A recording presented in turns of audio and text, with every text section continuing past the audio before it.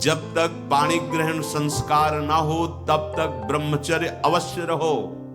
यदि उस समय तक ब्रह्मचर्य नहीं रहते तो तुम गृहस्थी को ठीक से नहीं चला पाओगे, वास्तविक अच्छे गृहस्थ नहीं बन सकते हो। जो तुम्हारी गृहस्थ की वृत्तियां हैं उनमें तुम सफल नहीं हो पाओगे। व्यभिचार व्यक्ति का सर्वनाश कर देता है। 20 वर्ष या 22 वर्ष की अवस्था तक तो सबको, जो भी बच्चे हैं उनको शिक्षा देनी चाहिए, ब्रह्मचर्य का ही पालन करें। बहुत सुंदर खेती गेहूं की लहलहाती हुई है और देहाती भाषा में उसे गलेत कहते हैं। गलेत मतलब बाली निकलने को है।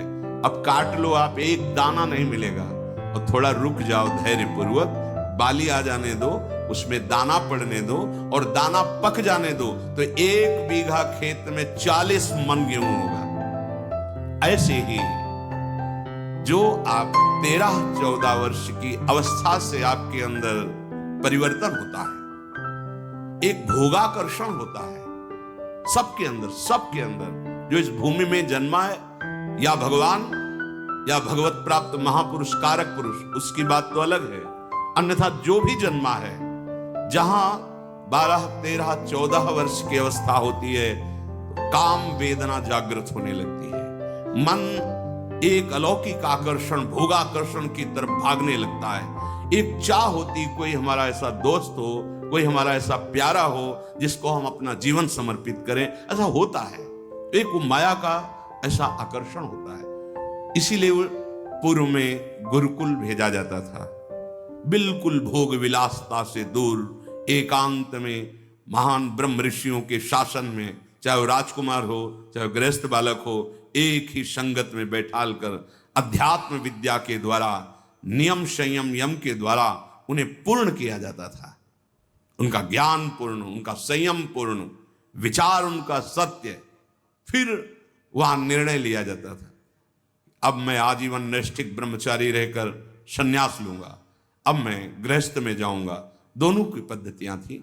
गुरुजनों को संतुष्ट करके एक विरक्त मार्ग में चले जाते, गृहस्थ मार्ग में। जो गृहस्थ मार्ग में जाते, पाणी ग्रहण हुआ, उसमें भी गुरुकुल में रहकर शिक्षा मिली है।